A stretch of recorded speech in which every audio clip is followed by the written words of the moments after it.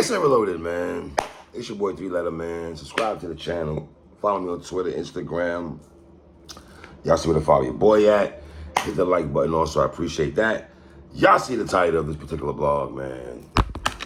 Let's talk about it, man. In the words of Sean Corey Carter, S. Young Hove, H to the Izzo, Iceberg Slim, Young Vito, voice of the young people. Sean Corey Carter once said, I set the trap just to see dude react. A couple of days ago, Pusha T, he dropped a verse, and the hip-hop Twitter police, they said this was a diss track coming to Jim Jones. I heard the track. I thought it was light. I'm talking Tracy Spencer light, El DeBarge light. Some of y'all said, oh, gee, relax. It's just a jab. Just to see dude react. I thought, respectfully, as much as I rock with Pusha, I didn't think that verse that I heard is warranting me to run to the lab or to the studio to grab an engineer and get it popping. Me personally, I didn't feel that vibe. Listening to Pusha's verse, it was like, all right. And I understand he did this before with Infrared, and then he went down the Drake thing. I get all that. And some of y'all say, 3, you loved Hov for years. He was the king of doing stuff like this, the subliminals. I get all that, fine. I still stand on, I personally don't believe the Pusha joint was something for anybody to run to the stoop. You know what I mean? I thought it was light. Like I said, I understand it was just a jab. And, you know, Jim Jones, I guess, he went and found a studio faster than Fab did. Fab still ain't dropped a verse after the Control verse, after Kendrick, but whatever, okay. So now we get a Jim Jones snippet that was leaked. I don't know if it was, I think some of his sound boys or engineer dudes or somebody leaked this and everything like that. Is Pusha sitting back now after hearing Jim Jones snippet like, got him? Is it one of those things where I gotcha, got him? Is it one of those? Because in a way, it does feel like that if he set the trap just to see dude react. Because I remember there was a snippet leaked out a couple of days ago, and it was just the beat playing and Jim Jones talking in the beginning of the intro, and they said J.R. Ryder's name, and I don't know if that was an introductory to J.R. Ryder dropping a verse coming at Pusha T. That's what I was expecting to hear, right? Now, I don't know when they're going to drop this full diss track. Remember, it's just a snippet and everything like that, you know. And first off, let me just say this about the snippet that I heard. I don't like the beat, man. I gotta be honest, man. Pusha beat, this beat by Jim Jones, I don't know what it is about, for me anyway. When I think of diss tracks, man, I think about you grab a beat that's gonna talk to your soul while you're writing and penning down your lyrics coming at your target. And I don't know, a lot of y'all beats be sounding like as much as I love Jadakiss, I didn't like that disco beat Jada went to rap off when he went against Beanie Siegel. I didn't like that beat at all. I like Jada, come on, man. Beanie Siegel grabbed your beat and freaked it, but you gonna grab, I mean, come on, bro. I didn't like that at all, you know what I mean? And, like, as you listen to the snippet and you're listening to some of the bars, I guess, from it, right? The line about, you know, trying to bring the clips back.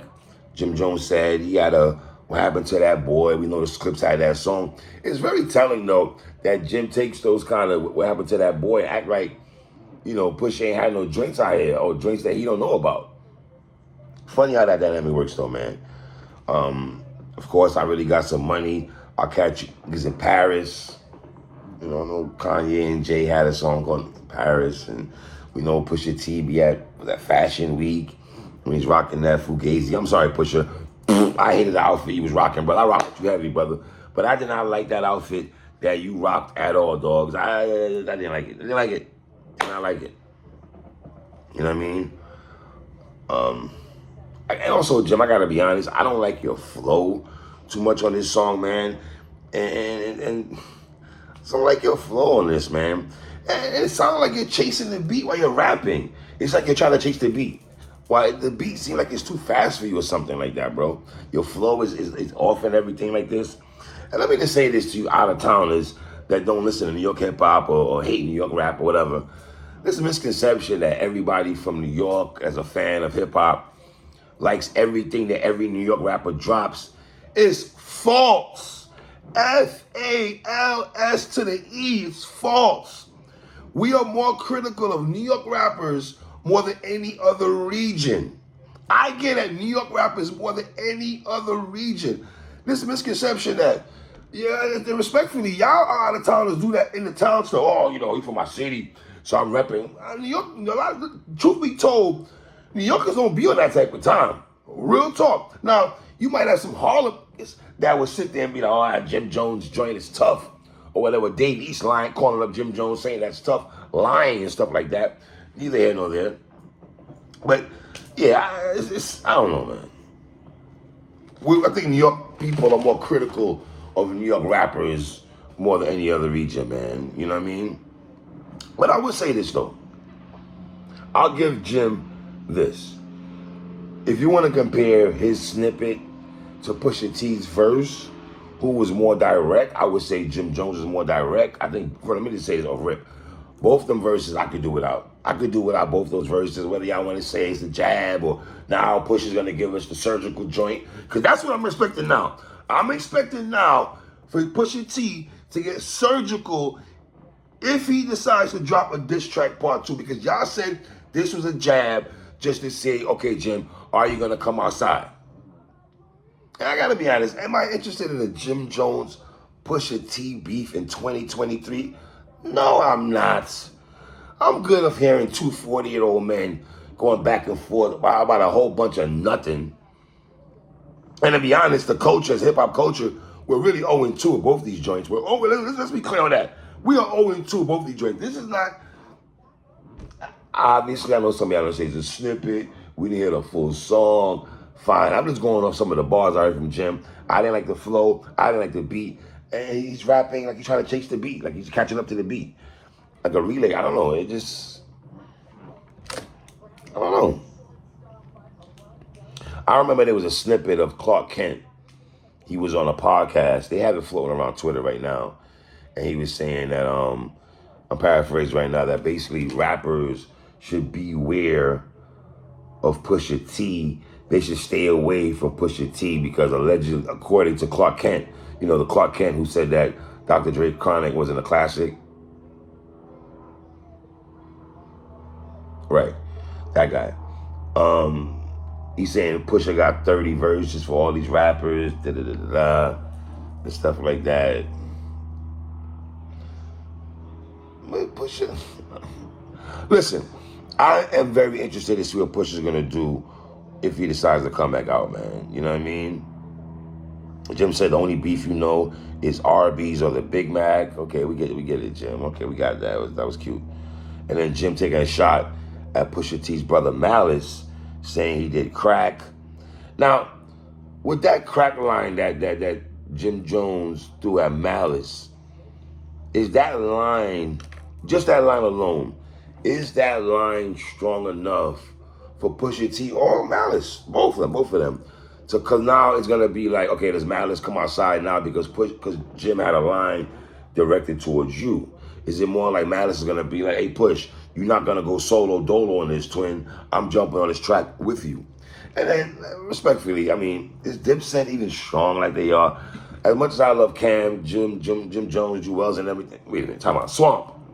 I rock with Swamp, the bad rapper. That's my guy. But Swamp tried to tell me in the spaces the other day that Joel Santana was better than Jay-Z. Swamp, I rock with you, brother. I'll be in the spaces with A-Verb.